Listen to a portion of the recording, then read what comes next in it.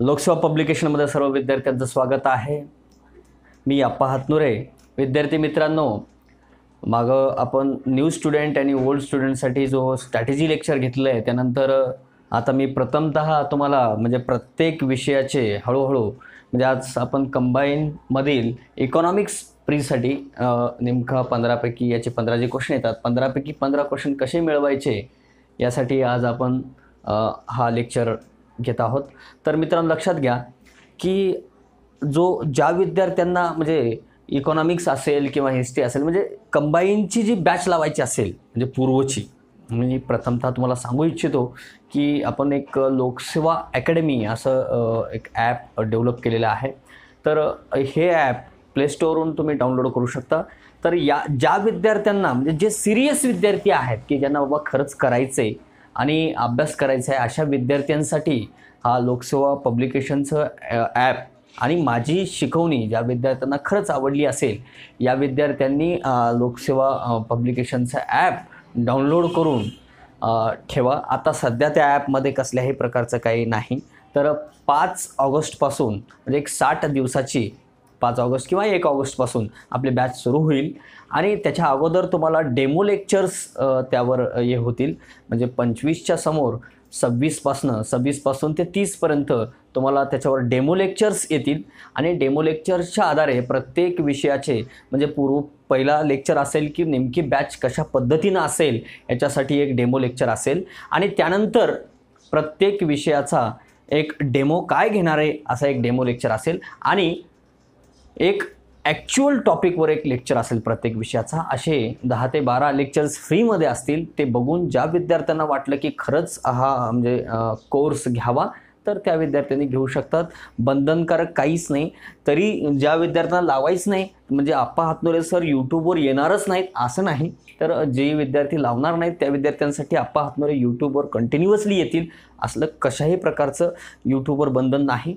Freely मी येणारच आहे विद्यार्थ्यांना। ज्यांना खरंच पर्सनली गायडन्स पाहिजे असेल किंवा लावायचं असेल त्या विद्यार्थ्यांनी आपलं जे लोकसेवा अकॅडमी हे जे ॲप आहे ते डाउनलोड करून ठेवा आणि मग त्यानंतर मग आपण ज्यावेळेस ज्यांना बॅचेस लावायचे आहे त्यांनी ज्या विद्यार्थ्याला म्हणजे इकॉनॉमिक्सची लावायची असेल तर सेपरेट इकॉनॉमिक्सची पण लावू शकता। म्हणजे प्रत्येक विषय वाईज लावायचे असेल तर विषय वाईज देखील तुम्ही काय करू शकता, बॅच जॉईन करू शकता। चला आता आपण कंबाईन इकॉनॉमिक्स या याच्यावर येतोय। तो आपला जो ॲपचा प्रश्न आहे तो तुम्ही फोन करून देखील विचारू शकता साई डहाळे यांच्याशी कॉन्टॅक्ट करून। 9011144472 हा त्यांचा नंबर आहे। तुम्हाला स्क्रीनवर तो नंबर दिसत असेल बघा मित्रांनो। तर तो नंबर तुम्ही घेऊन त्यांच्याशी कॉन्टॅक्ट करून काय कोर्स आहेत, कसे कसे उपलब्धता आहे, ॲपवर काय उपलब्ध आहेत ते सांगतील। मी जास्त त्याबद्दल ॲडव्हर्टाइजमेंट करत नाही। तर बघा मित्रांनो, इकॉनॉमिक्समध्ये कंबाईनसाठी इकॉनॉमिक्समध्ये 15 पैकी 15 मार्क कसे मिळवले पाहिजे किंवा 15 पैकी 15 पडतील का? पडतील, निश्चित पडतील। पण त्या दिशेनं 15 पैकी 15 पडतील हे बोलणं सोपं आहे, पण 15 पैकी 15 मार्क मिळवण्यासाठी काय करावं लागेल मित्रांनो? त्या दिशेनं अभ्यास करावा लागेल, बरोबर? नाही मला 15 पैकी 15 पडणार आणि फक्त काय करतोय जसं आहे तसं पुस्तक वाचून काढतोय, मिळतील का? मिळणार नाहीत। 15 पैकी 15 मिळवायचे असतील तर तुम्हाला काय करावं लागणार आहे की मी जे सांगतोय म्हणजे प्रिव्हियस इयरला जे टॉपिक्स आलेले आहेत, ज्याच्यावर प्रश्न आलेले आहेत किंवा मग आता भविष्यात काय येऊ शकतात हे जर तुम्हाला प्रॉपरली लक्षात आलं तर म्हणजे याचा अर्थ इकॉनॉमिक्समध्ये नेमकं कंबाईन पूर्वला कशा प्रकारचे प्रश्न विचारले जाऊ शकतात हे ज्या वेळेस कळेल त्याच वेळेस तुम्हाला काय येतील, मार्क्स येतील मित्रांनो। अन्यथा मार्क्स येणार नाहीत। कन्सेप्च्युअल असेल किंवा करंट रिलेटेड असतील किंवा स्टॅटिक्स प्रश्न असतील, या सर्व प्रश्नांचं तुम्हाला काय आलं पाहिजे, एक स्ट्रॅटेजी आली पाहिजे, त्यावेळेसच तुम्हाला ते मार्क्स पडतील। तर बघा आता कुठल्या टॉपिक्सवर आजपर्यंत प्रश्न आलेले आहेत तर आणि येऊ शकतात असे मी टॉपिक्स तुम्हाला एक टॉपिक घेतो आणि त्यानुसार तुम्ही अभ्यास करण्याचा प्रयत्न करा।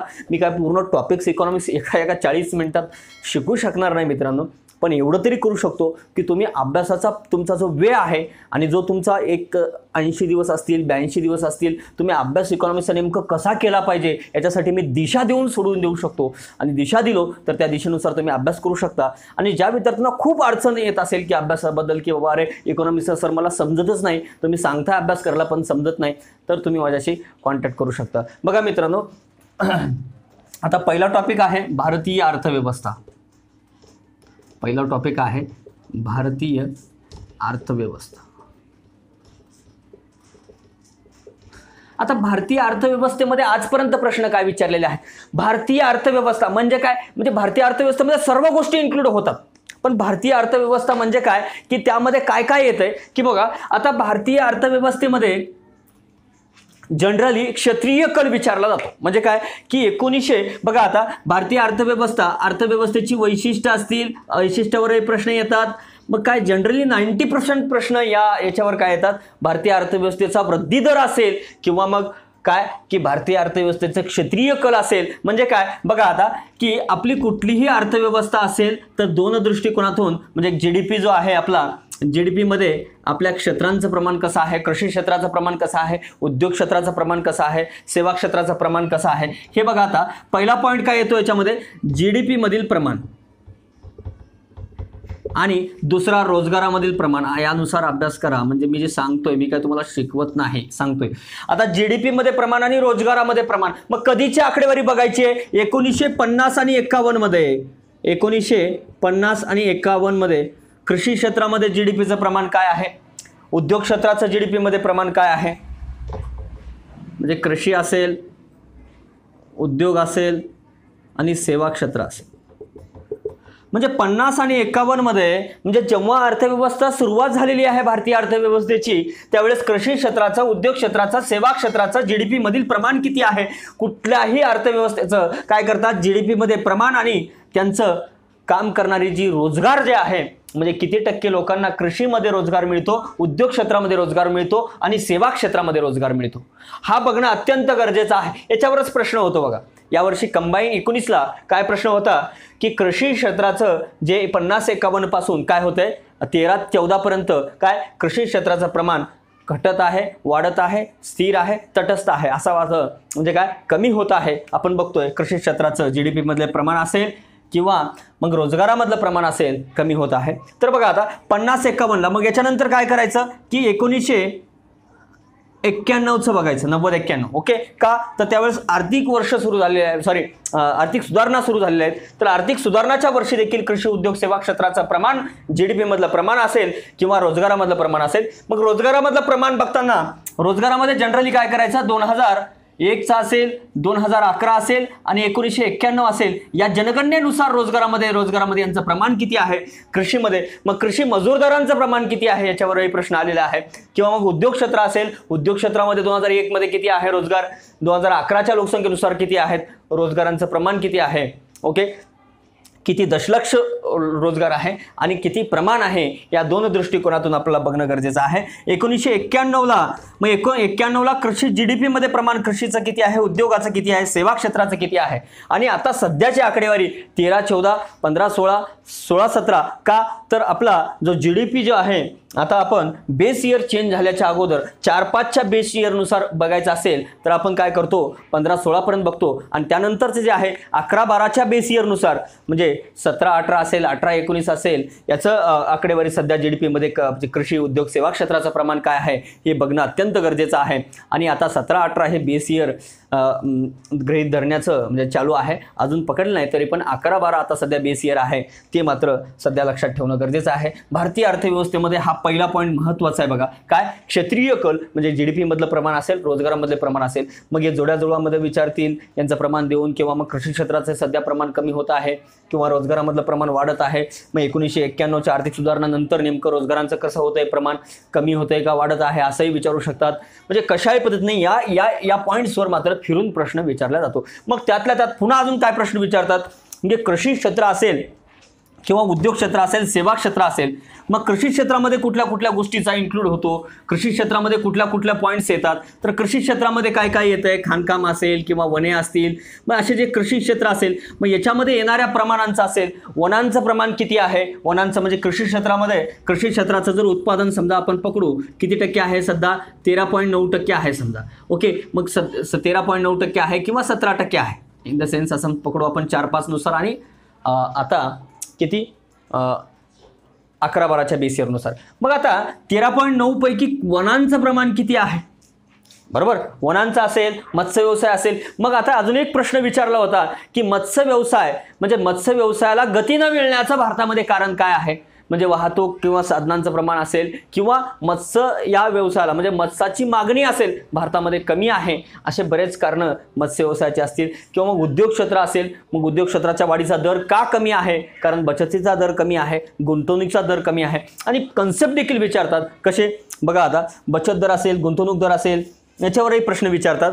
बघा विद्यार्थी मित्रांनो, भारतीय अर्थव्यवस्थेमध्ये हिंदू वृत्ती दरवर प्रश्न विचारलेला आहे. बघा मग आता हे 2 पॉईंट झालेले आहेत. मी सांगितले कृषी क्षेत्रामध्ये काय येतो, उद्योग क्षेत्रामध्ये काय येतो, सेवा क्षेत्रामध्ये काय येते, याच्यावरही प्रश्न काय येऊ शकतो. म्हणून ह्या देखील गोष्टी बघणं गरजेचं आहे भारतीय अर्थव्यवस्थेअंतर्गत. बघा त्यानंतर बघा काय अजून वृद्धी दर. आता याच्यावर वृद्धी दरावरही प्रश्न विचारले आहे. बघा वृद्धी दर कधीच्या 2006-07 म्हणजे सगळ्यात हायेस्ट होता. किती टक्के होता, 9.7%. ओके बघा 5-6, 6-7, 7-8 या तिन्ही वर्षी 9% काय होता, जास्त ग्रोथ रेट होता. मग वृद्धी दर सध्या किती आहे, बरोबर. म्हणजे वृद्धी दर म्हणजे काय, एका वर्षाचं बघा GDP समजा 2018 आणि 2019, 2018च्या तुलनेत 2018ला जर 100 होता आणि 2000 याला जर 110 झाला तर किती टक्के झाला, 10% वाढला, बरोबर. आणि जर इथं 100 होता आणि इथं 90 झाला तर मग काय झाला, मायनसमध्ये गेला. म्हणजे वृद्धी दर मायनसमध्येही जाऊ शकतो, बरोबर. म्हणजे वृद्धी दर काय आहे, 2 वर्षाच्या GDP मधलं जे आहे डिफरन्स आहे ते म्हणजे वृद्धी दर आहे. आणि आता मग हा वृद्धी दर वर्षाचा वृद्धी दर विचारला गेलाय. पण भारताच्या वृद्धी दराला 1950-51 पासून 50-51 पासून 1980-81 पर्यंत जो वृद्धी दराचं प्रमाण असेल, GDP मधलं वृद्धी दर असेल, GDP मधलं प्रमाण असेल किंवा मग काय दरडोई असेल, वृद्धी दर असेल, अतिशय कमी लेवलला होता. म्हणून याला हिनवण्याप्रमाणे काय म्हणतात, हिंदू वृद्धी दर म्हणतात. आता हिंदू वृद्धी दर म्हणजे काय की आता बघा की GDP मधला वृद्धी दर काय होता, GDP जो वृद्धी दर होता आणि दरडोई किती होता या काळामध्ये, बघा जवळजवळ 1.3% काहीतरी होतं बघा, 1.3%, बरोबर 1.3%. आणि GDP मधलं 3.5%. याच्यावरही प्रश्न आलेला आहे बघा, बरोबर. म्हणजे 1950-51 पासून 80-81 पर्यंत वृद्धी दर काय होता, वृद्धी दर हिंदू वृद्धी दर का म्हणायचे की याच लेवलला होता. म्हणजे जास्त वाढलाही नाही आणि म्हणजे एकदम कमी लेवलला होता. आणि हिनवण्यासाठी हा हिंदू वृद्धी दर म्हणून काय करायचे, हे ओळखले जायचे. मग आता सध्या वृद्धी दर काय आहे, आता 17-18ला वृद्धी दर काय आहे, 18-19ला वृद्धी दर काय आहे हे बघणं गरजेचं आहे. ओके, मग मी तुम्हाला हे सगळ्या गोष्टी एकाच 30 मिनिटाच्या लेक्चरमध्ये शिकवू शकत नाही मित्रांनो. पॉईंट सांगतोय, वृद्धी दर असेल, पहिले सांगितले क्षेत्रीय कलामध्ये कृषीचा, उद्योग, सेवा या तिन्ही क्षेत्राचं GDP मधलं प्रमाण असेल, रोजगारामधलं प्रमाण असेल. मग त्यासाठी 1950-51 असेल, 1991-90-91चं असेल कारण आर्थिक सुधारणा झाल्या म्हणून. आणि त्याच्या अगोदर 2004-05च्या बेस इयरनुसार आणि 11-12च्या बेस इयरनुसारच्या 2-3 वर्षाच्या आकडेवारीचा कल का बघायचा, कारण असंही विचारू शकतात 13-14 पासून 17-18 पर्यंत किंवा 18-19 पर्यंत कृषी क्षेत्राचं प्रमाण वाढलेलं आहे, उद्योग क्षेत्राचं प्रमाण कमी झालेलं आहे. असे पॉईंट्स कशाही प्रकारे टाकू शकतात. म्हणून हे लक्षात घ्या, कसे पॉईंट्स टाकू शकतात, काय करू शकतात, त्याच्यानुसार आपला जर आकडेवारी पूर्ण जशाच तशी आकडेवारी 13.9 म्हणजे 13.9 कन्फर्म माहिती असणं गरजेचं नाही. एक इकडं तिकडं होऊ शकतंय, 13.13च्या जवळपास समथिंग आहे एवढं जरी लक्षात आलं तरी तुम्हाला तो प्रश्न सुटतात. एक्झॅक्ट तुम्हाला पॉईंटच विचारतील, कधीही अशा प्रकारचे पॉईंट्स विचारले जात नाही. 90% काय विचारतात त्याच्यावर सेंटेन्स तयार करून मात्र विचारले जातात, कमी आहे का जास्त आहे, कशा प्रकारचं होतंय. 1990-91 पासून आर्थिक वृद्धी दर सुरू झाल्यापासून रोजगाराचं प्रमाण वाढलेलं आहे, GDP मधलं प्रमाण कृषी क्षेत्राचं वाढलं आहे, कमी झाले, अशा काय करू शकतात, डिफरन्सचे मुद्दे मात्र विचारू शकतात. आलं लक्षात. त्यानंतर बघा गिनी निर्देशांकावर भारतीय अर्थव्यवस्थेची वैशिष्ट्य असतील, म्हणजे भारतीय अर्थव्यवस्था कुठल्या प्रकारची आहे, बरोबर, भांडवली अर्थव्यवस्था आहे, कसल्या प्रकारची अर्थव्यवस्था आहे, अर्थव्यवस्थेच्या वैशिष्ट्यावरही प्रश्न येऊ शकतो, बरोबर. त्यानंतर बघा दुसरं काय, गिनी निर्देशांक म्हणजे काय, गिनी कोएफिशियंट आपल्याला म्हणतो, त्याला काय उत्पन्नाच्या विषमतेचं प्रमाण मोजण्यासाठी जे वापरतो आपण त्याला गिनी कोएफिशियंट असं म्हणतात. भारतीय अर्थव्यवस्था कशा प्रकारची आहे, भारतीय अर्थव्यवस्थेची वैशिष्ट्य काय काय आहेत, बचतीचं प्रमाण असेल कमी असेल, गुंतवणुकीचं प्रमाण कमी असेल, अशा अनेक म्हणजे काय भारतीय अर्थव्यवस्थेची कारणं आहेत मित्रांनो. म्हणून भारतीय अर्थव्यवस्था या बेसिक याच्यावर असंही विचारू शकतात, भारतीय अर्थव्यवस्थेवर लेटेस्ट जेव्हा काही एखादं समजा करंट रिलेटेड बी विचारू शकतात. जसं कॅपिटल या पुस्तकावर, पिकेटीच्या कॅपिटल या पुस्तकावर देखील प्रश्न विचारला होता. विकसित आणि विकसनशील देशाबद्दल त्यांनी काय कमेंट्स केलेले आहेत याच्यावर प्रश्न आला होता मित्रांनो. म्हणून कशाही प्रकारचं भारतीय अर्थव्यवस्था याच्यावर कॉमन कुठलाही प्रश्न तयार होऊ शकतो. 90% काय की क्षेत्रीय कलावर प्रश्न येऊ शकतो. याच्यानंतर आपण पॉवर्टी हा टॉपिक बघणार आहे. बघा, म्हणजे दारिद्र्य आणि बेरोजगारी हा टॉपिक बघणार आहोत. त्यामध्ये काय काय केलं पाहिजे ते खूप महत्त्वाचं आहे.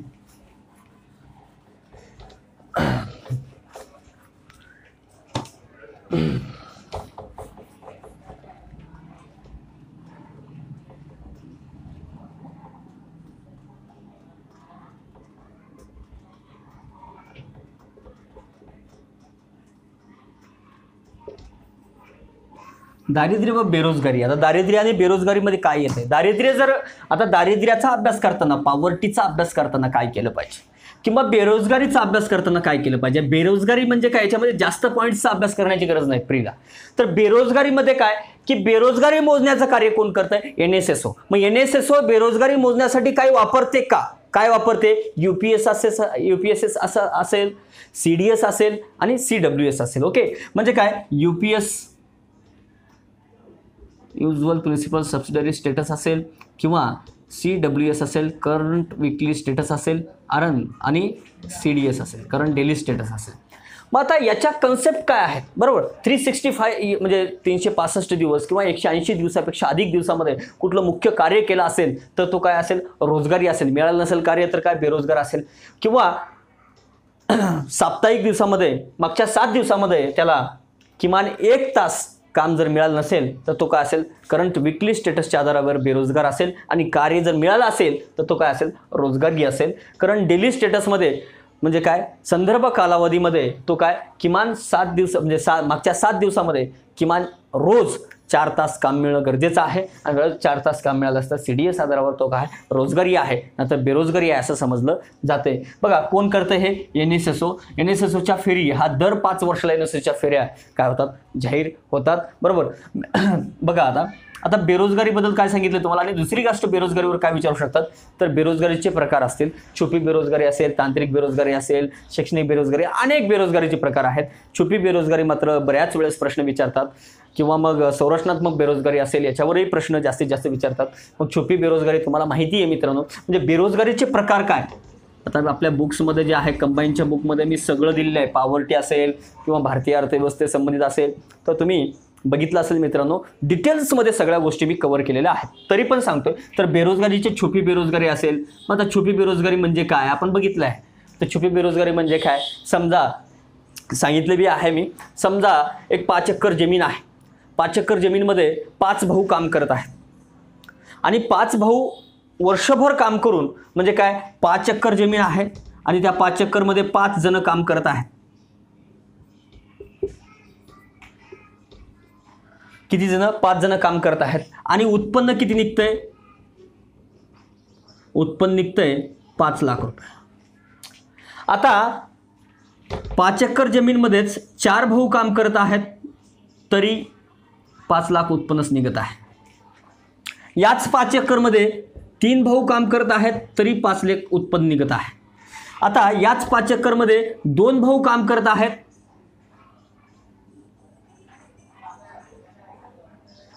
2 भाऊ काम करत आहेत, उत्पन्न 4 लाख होत आहे. म्हणजे याचा अर्थ काय? किमान किती लोक लागतात 5 एकरसाठी? 3 लोक. म्हणजे या 2 लोक काय आहेत?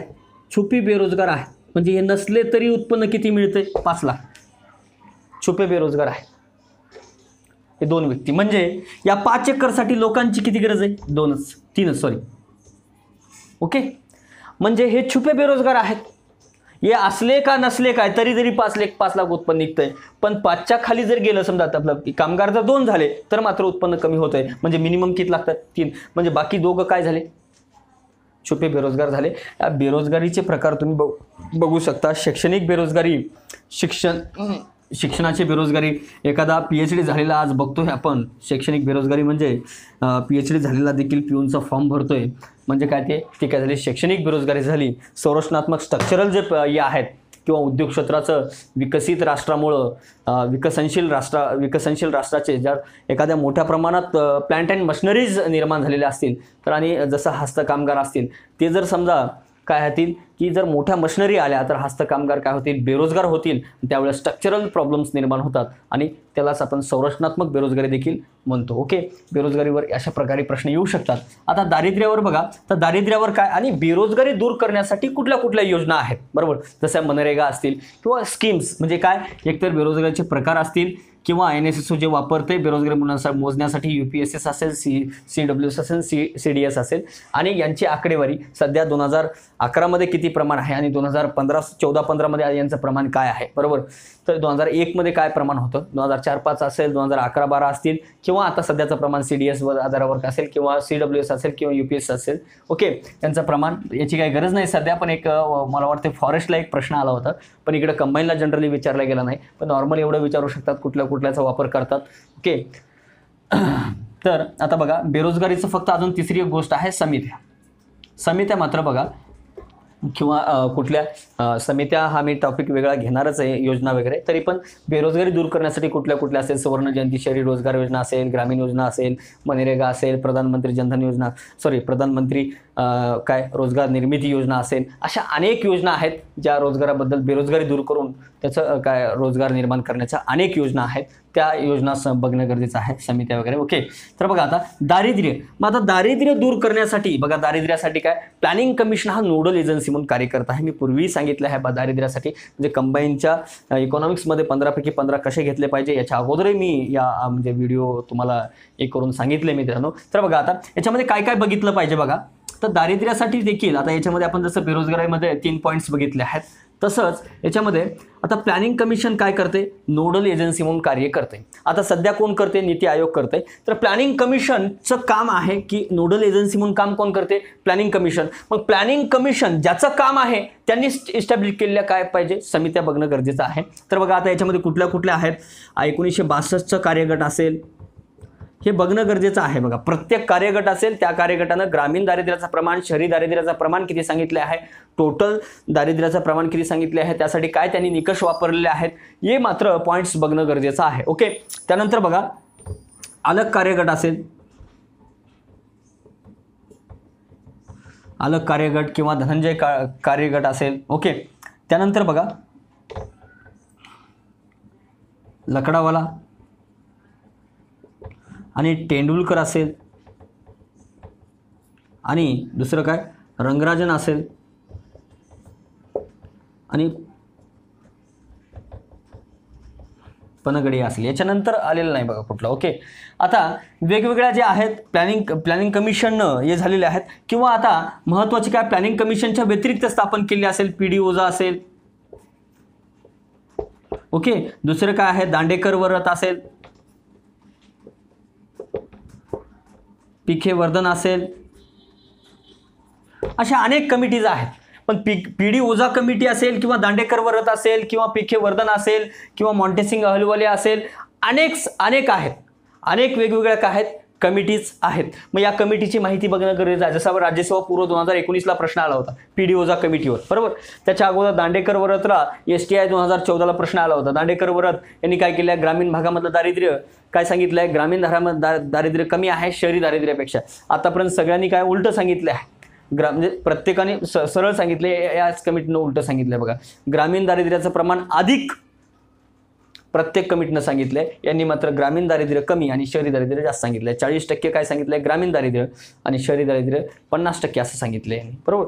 मग त्याच्यामुळे याच्यावरही प्रश्न येऊ शकतो. आणि PD ओझा कमिटी असेल, PD ओझाने बघितलं असेल तुम्ही, MPCE म्हणजे काय, monthly per capita consumption expenditure, firstly introduced by PD Ojha committee in 1960 and 61. त्यानंतर बघा, आता ह्या झाल्या. त्याच्यानंतर आता दारिद्र्यासाठी वेगवेगळ्या आपण काय करतो, जसे इंडेक्सेस वापरतो, त्या इंडेक्सवर बी प्रश्न विचारतात. जसं आपण नागवणूक दर वगैरे म्हणतो, याच्यावर PGI वर बी विचारतात. काय पॉवर्टी गॅप इंडेक्स असेल, याच्यावरही विचारतात. त्यानंतर काय MPI असेल, ज्यालाच आपण नागोनुक दर वगैरे म्हणलो, मल्टी डायमेन्शनल पॉवर्टी इंडेक्स असेल, याच्यावरही प्रश्न विचारले जातात मित्रांनो.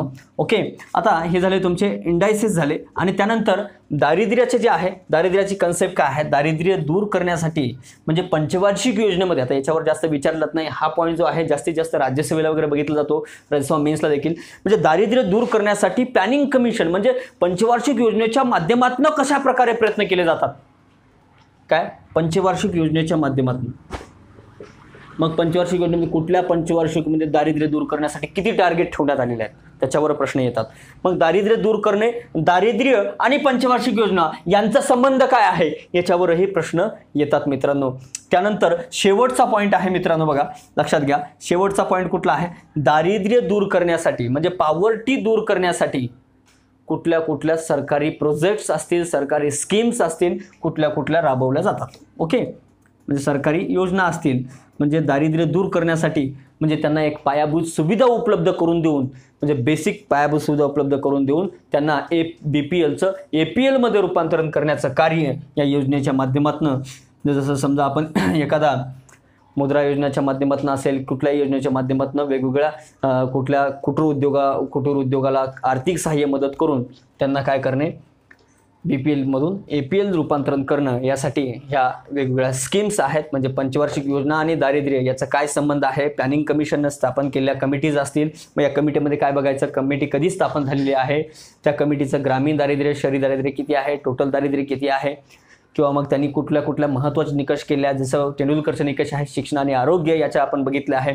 म्हणजे त्यानंतर PJ असेल, MPI असेल, किंवा PDUजा कमिटी असेल, दांडेकर वर्रथ असेल, PK वर्धन असेल, म्हणजे ह्या दारिद्र्याच्या संबंधित काही कन्सेप्ट आहेत. जसं बघितलं आपण निरपेक्ष दारिद्र्य, सापेक्ष दारिद्र्य असेल, म्हणजे निरपेक्ष दारिद्र्य म्हणजे काय, सापेक्ष दारिद्र्य म्हणजे काय, कन्सेप्ट बी विचारू शकतात. किंवा NSSO, जसं दारिद्र्याचं हे जसं आपण बघितलं, बेरोजगारी दर 5 वर्षाला कोण NSSO काय करते, दारिद्र्याची बेरोजगारीची आकडेवारी जाहीर करते, तसंच दारिद्र्याची देखील आकडेवारी जाहीर करते. मग त्यासाठी मग काय काय वापरते, जसं कुठले कुठले आहेत,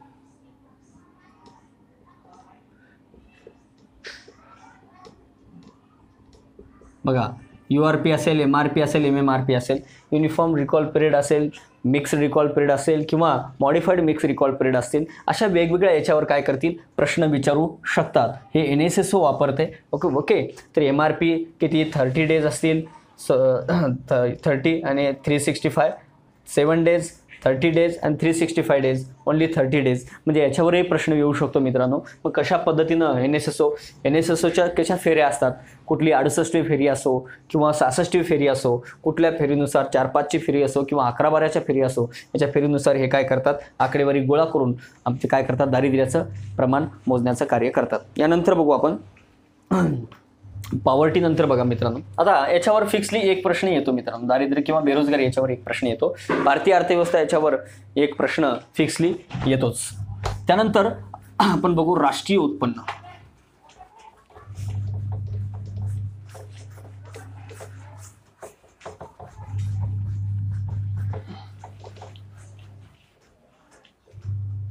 तर राष्ट्रीय उत्पन्न या टॉपिक बघणार आहात. तर राष्ट्रीय उत्पन्नामध्ये काय येते बघा,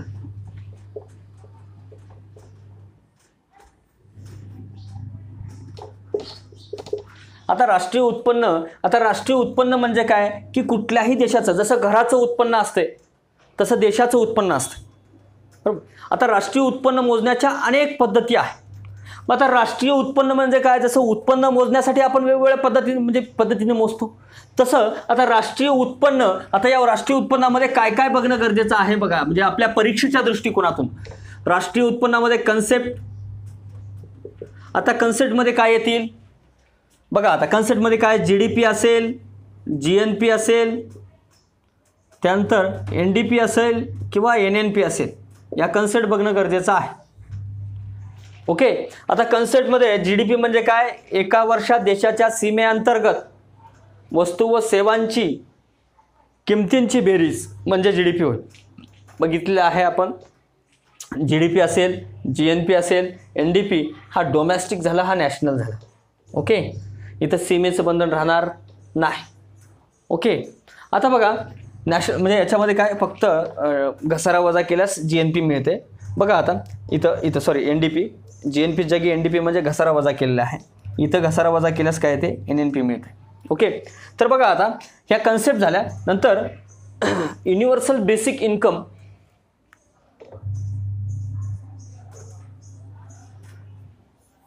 युनिव्हर्सल बेसिक इन्कम देखील आता याच्या मागच्या 19ला प्रश्न आलेला आहे बघा, युनिव्हर्सल बेसिक इन्कम. तसंच या कॉन्सेप्टवर प्रश्न येऊ शकतो मित्रांनो. त्यानंतर राष्ट्रीय उत्पन्न मोजण्याच्या नेमकं पद्धती कोणकोणत्या आहेत, राष्ट्रीय उत्पन्न मोजण्याच्या पद्धती.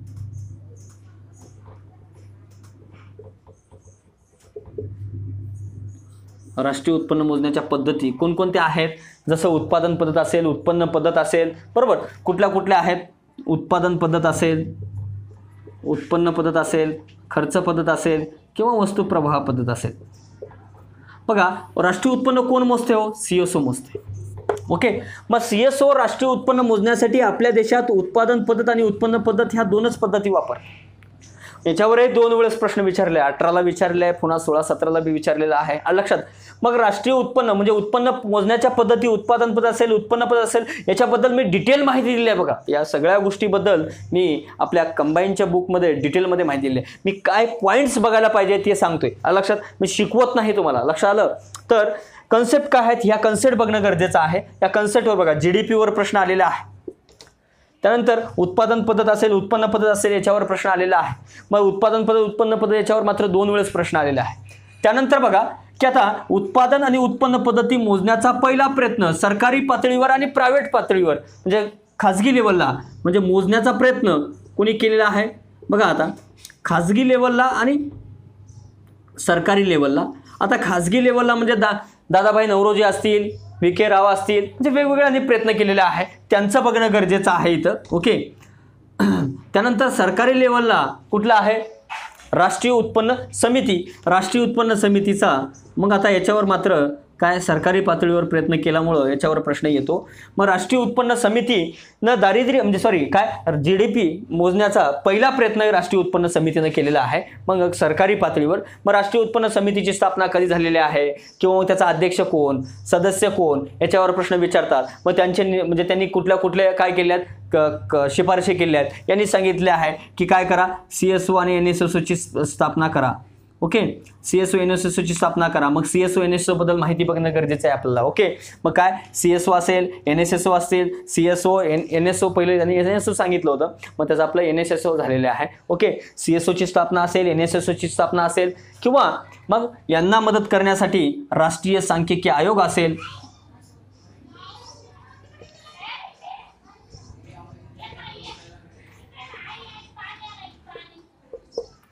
राष्ट्रीय सांख्यिकी आयोग असेल, याच्यावरही प्रश्न काय होतो, येऊ शकतो मित्रांनो. काय बघा आता उत्पन्न पद्धती असेल, बघितलं आपण पद्धती, या पद्धतीवरही प्रश्न येऊ शकतो. खाजगी प्रयत्न, सरकारी लेवलला प्रयत्न असतील किंवा राष्ट्रीय सांख्यिकी आयोग असेल. राष्ट्रीय सांख्यिकी आयोग काय करतो, स्टॅटिकल डेटा काय करतो, प्रोव्हाइड करतो. कुणाला, या CSOला किंवा CSO हे राष्ट्रीय उत्पन्न GDP मोजण्याचा प्रयत्न करते. मग त्यासाठी राष्ट्रीय सांख्यिकी आयोगाची स्थापना करण्यात आलेली आहे 2000 मध्ये. ओके, मग राष्ट्रीय सांख्यिकी आयोगाबद्दल माहिती बघणं गरजेचं आहे. त्यानंतर बघा आता अजून काय याच्यामध्ये या कन्सेप्टमध्ये GDP डिफ्लेक्टर म्हणजे GDP डिफ्लेक्टर म्हणजे काय हे माहिती असणं गरजेचं आहे. मग GDP डिफ्लेक्टर बघणे गरजेचं आहे.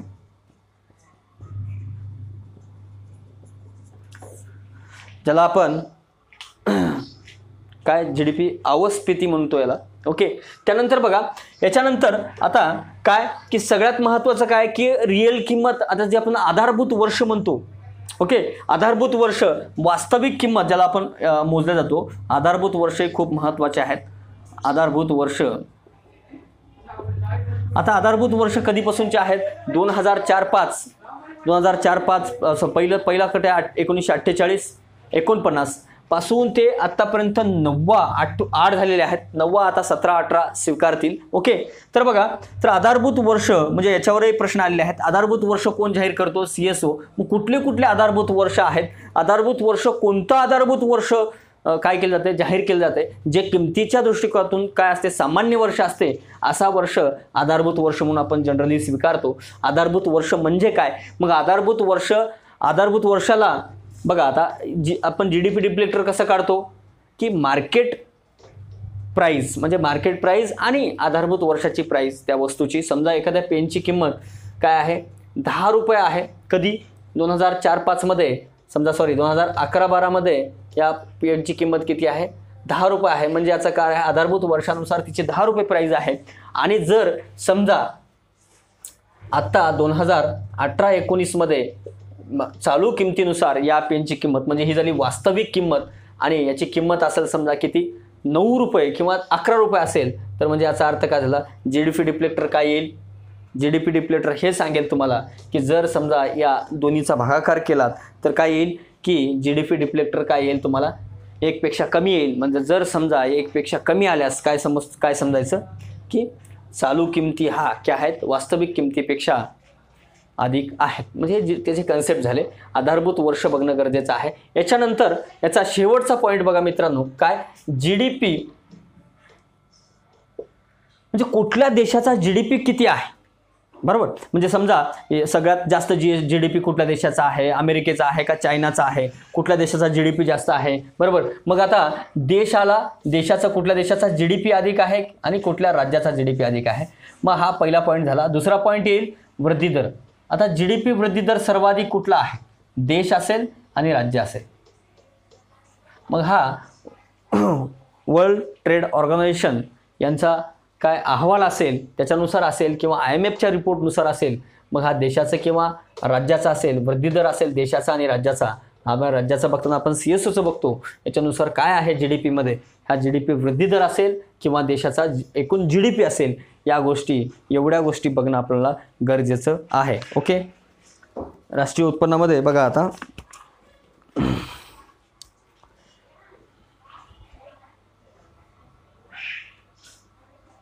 अजून एक गोष्ट महत्त्वाची आहे. राष्ट्रीय उत्पन्नासाठी अजून एक प्रश्न याच्यावर विचारला आहे. राष्ट्रीय उत्पन्नासाठी कालखंड म्हणजे राष्ट्रीय उत्पन्नासाठी आपण कोणता म्हणजे कुठला धरतो वर्ष कोणता धरतो 1 जानेवारीपासून का 1 एप्रिलपासून. बघा देशामध्ये आपण राष्ट्रीय उत्पन्नासाठी काय 1 एप्रिल ते मार्च 31 मार्चपर्यंत आपण गृहीत धरतो. जसं महाराष्ट्रामध्ये 1 ऑगस्ट आहे 31 जुलैपर्यंत महसुली वर्ष आपण गृहीत धरतो. तर तसंच मग वेगवेगळ्या वर्ल्ड बँक असेल किंवा मग आपली IMF असेल वेगवेगळ्यांचे वेगवेगळे आहेत. तसं मी बुकमध्ये सगळं दिलेलं आहे. मग 1 एप्रिल ते 31 मार्च कुठल्या देशांचा आहे किंवा 1 जानेवारीपासून 1 जानेवारीपासून काय 31 डिसेंबरपर्यंत असेल मग कुठल्या देशांनी ते स्वीकारलेलं आहे. किंवा मग त्याच्यासाठी मग या आधारभूत बेस म्हणजे आपण जो म्हणतो राष्ट्रीय उत्पन्नासाठी आर्थिक वर्ष जो म्हणतो या आर्थिक वर्ष चेंजेससाठी कुठल्या काय केले आहेत कमिटी स्थापन झालेली आहेत. सुरुवातीची LK झा समिती असेल किंवा मग आता शंकराचार्य समिती असेल. शंकराचार्य समितीनं सांगितलेलं आहे की 1 जानेवारी ते 31 डिसेंबर गृहीत धरा.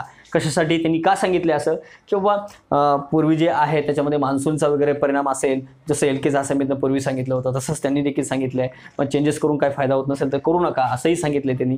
मग आता बघा तर याच्यानुसार मध्य प्रदेश राज्यानं पहिल्यांदा स्वीकारलं होतं. मग कुठल्या राज्यानं कसं स्वीकारलं 1 जानेवारी 31 मार्च. अजूनही आपलं काय आहे याचं 1 एप्रिल ते 31 मार्च असंच आहे. ओके तर बघा बेस म्हणजे आर्थिक वर्ष देखील महत्त्वाचे आहेत. सहकारी बँकांचे असतील किंवा मग व्यावसायिक बँकाचे असेल किंवा RBIचा असेल किंवा वर्ल्ड बँकेचा असेल किंवा CSOचा असेल अशा बरेच वेळेस प्रश्न विचारलेले आहेत. ती माहिती असणं गरजेचं आहे. मी कंबाईनच्या बुकमध्ये सगळं दिलेलं आहे. बघा आर्थिक वर्ष ओके राष्ट्रीय सांख्यिकी आयोग असेल खाजगी प्रयत्न सरकारी प्रयत्न असतील जीडीपी कुठल्या देशाचं जास्त आहे कुठल्या राज्याचं जास्त आहे वृद्धी दर जीडीपी वृद्धी दर कुठल्या देशात सर्वाधिक आहे कुठल्या राज्याचं सर्वाधिक आहे. त्यानंतर राष्ट्रीय म्हणजे उत्पन्न मोजण्याच्या पद्धती कोणत्या आहेत. उत्पादन पद्धत असेल उत्पन्न पद्धत असेल खर्च पद्धत असेल वस्तू प्रवाह पद्धत असेल CSO NSSO बद्दल माहिती असेल. ओके त्यानंतर कन्सेप्ट असतील GDP GNP NDP NNP असेल किंवा युनिव्हर्सल बेसिक इन्कम असेल. त्यानंतर GDP डिफ्लेक्टर असेल किंवा आधारभूत वर्ष असतील हे मात्र प्रॉपरली बघणं गरजेचं आहे. त्यानंतरचा आपण टॉपिक बघू 4था इंडायसेस ऑफ डेव्हलपमेंट म्हणजे विकासाचे निर्देशांक.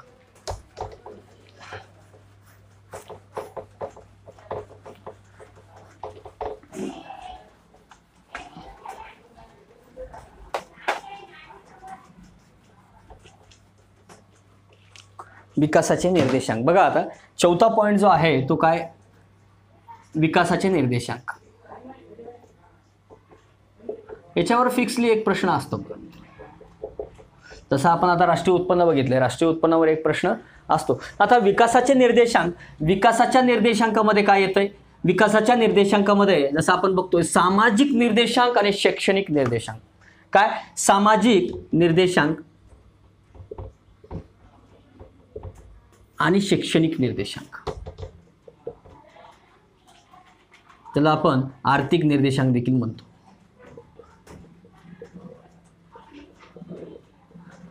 आर्थिक निर्देशांक.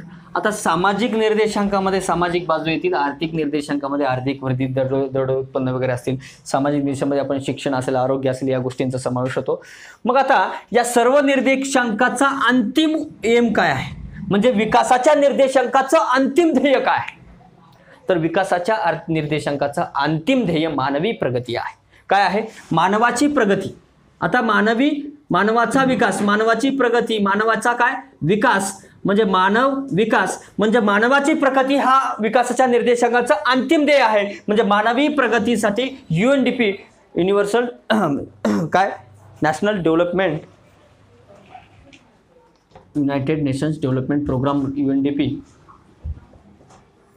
युनायटेड नेशन डेव्हलपमेंट प्रोग्रामनं काय केले आहे, HDR हा रिपोर्ट जाहीर केला आहे, ह्युमन डेव्हलपमेंट रिपोर्ट. मानवी प्रगतीचा विकास अहवाल कोणी जाहीर केला आहे, UNDP. म्हणजे काय, सगळ्या विकासाच्या निर्देशांकाचा अंतिम ध्येय काय आहे, मानवी प्रगती. मग असं विचारू शकतात विकासाचे खालीलपैकी आर्थिक निर्देशांक कोणते आहेत, सामाजिक निर्देशांक कोणते आहेत, असेही प्रश्न बऱ्याच वेळेस विचारले आहे. मग आता HDR, या HDR रिपोर्टमध्ये 5 निर्देशांक आहेत. HDI असेल, IHDI असेल, GDI असेल, काय आहे आणि GII असेल. बघा आता कुठले कुठले, HDI, IHDI, GDI, MPI, GII, या 5 निर्देशांकाचा समावेश याच्यामध्ये होतो. बरोबर. मग आता या 5 पैकी आजपर्यंत प्रश्न जे आलेले आहेत, समजा याच्यावर अनेक प्रश्नपत्रिकेमध्ये 130-37 प्रश्नपत्रिकेमध्ये मला आढळलेला आहे, जवळजवळ याच्या सगळ्यावर मिळून किती प्रश्न आलेले आहेत, 31 प्रश्न आलेले आहेत. जवळजवळ 25+ क्वेश्चन्स फक्त HDI वर आलेले आहेत, ह्युमन डेव्हलपमेंट इंडेक्स. मग काय बघणं गरजेचं आहे, ह्युमन डेव्हलपमेंट इंडेक्स. मग आता HDI मध्ये काय बघणं गरजेचं आहे, ह्युमन डेव्हलपमेंट इंडेक्समध्ये. मग ह्युमन डेव्हलपमेंट इंडेक्स असेल किंवा IHDI असेल, GDI असेल, MPI असेल, GI असेल, याचा मी एक खूप छान चार्ट दिला आहे. बघा कशामध्ये, आपल्या कंबाईनच्या बुकमध्ये खूप छान चार्ट दिले आहे. तर बघा आता HDI मध्ये काय बघितलं पाहिजे, HDI फर्स्टली इंट्रोड्यूस कुणी केलेला आहे, मग कोण काढतंय ते, UNDP वगैरे काढते. फर्स्टली इंट्रोड्यूस कधी झालेला आहे, 1997 मध्ये असेल, बरोबर, सॉरी 1990 मध्ये असेल, HDI असेल. मग आता ह्युमन डेव्हलपमेंट इंडेक्स, आता हा याचे जनक म्हणून कोणाला ओळखलं जातंय, किंवा मग यांचे निर्देशांक काय आहेत, इंडायसेस काय आहेत, बरोबर, विकासाचे यांच्या काय ह्युमन डेव्हलपमेंट इंडेक्सचे निर्देशांक असतील. मग बाकी सगळ्यांच्या निर्देशांकामध्ये यांच्या निर्देशांकामध्ये काय फरक आहे ते आपण बघणं गरजेचं आहे. निर्देशांक असतील, किंवा मग HDI मध्ये सध्या भारताचा रँक काय आहे, बरं मागच्या 3 वर्षामध्ये काय रँक होता, बरोबर, रँकनुसार पहिले 5 देश कोणते आहेत, बरोबर, आणि तसंच ब्रिक्समध्ये देशाची स्टेटस कसा आहे भारताचा, त्यानंतर कुठला अजून ब्रिक्समध्ये असेल किंवा मग सार्कमध्ये असेल किंवा शेजारील राष्ट्राशी कशा प्रकारचा आहे, किंवा विकसित राष्ट्रामध्ये भारताचा रँक कसा आहे, या सगळ्या गोष्टी बघणं HDI मध्ये. HDI डीपली बघितलात याच्या बाहेर जनरली प्रश्न जात नाही, किंवा मग कुठल्या याच्यातून कशाचा भूमितीमध्ये काढतात, कशाचा म्हणजे गणितीमध्ये कशाचा काढतो आपण, याच्यावरही प्रश्न आलेले आहे. तर बघा जनरली यांच्या निर्देशांकावरच जवळजवळ 70% प्रश्न येतात, त्याच्यानंतर बाकीचे प्रश्न मात्र नॉर्मल असतात. आलं लक्षात. तर याच्यातून प्रश्न येतो, याच्या बाहेर जनरली मित्रांनो प्रश्न येत नाही. काय, कुठलाही रिपोर्ट, कुठलाही निर्देशांक असेल तर त्या निर्देशांक कधी इंट्रोड्यूस झालेले आहे, तो कशाच्या जागी आलेला आहे, किंवा त्या निर्देशांकाचं काय, ते निर्देशांक कोण काढतंय, आणि त्या निर्देशांकाचे म्हणजे काय आहेत, इंडायसेस काय आहेत, आणि सध्या त्याचं काय रँक आहे, एवढं बघितलात याच्या बाहेर जनरली प्रश्न फ्रेम होत नाही.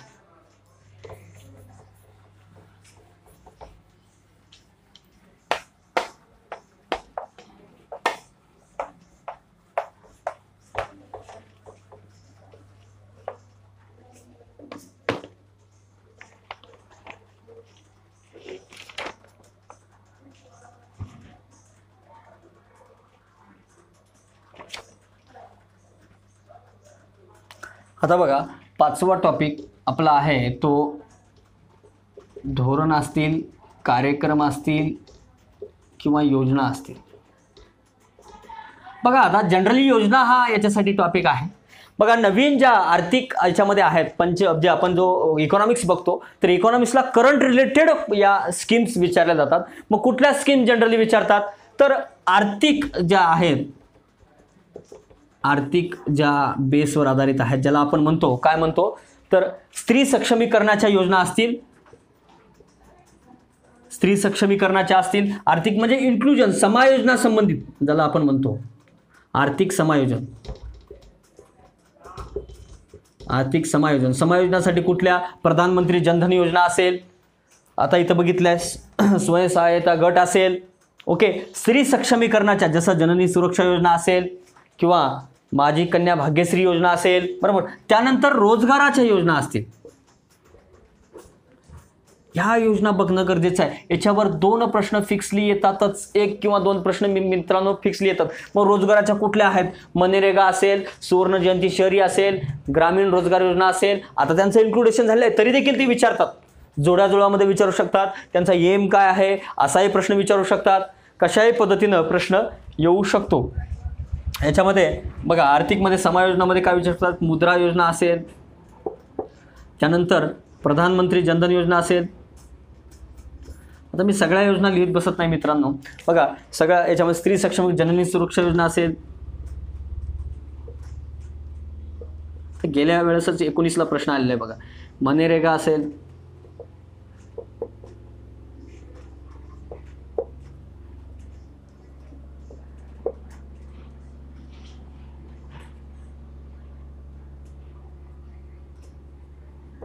अशा बऱ्याच योजना असेल, काय रोजगाराच्या योजना असतील किंवा स्त्री सक्षमीकरणाच्या योजना असतील किंवा समायोजनाच्या योजना असतील. याच्यावर मात्र फिक्सली प्रश्न विचारल्या जातात.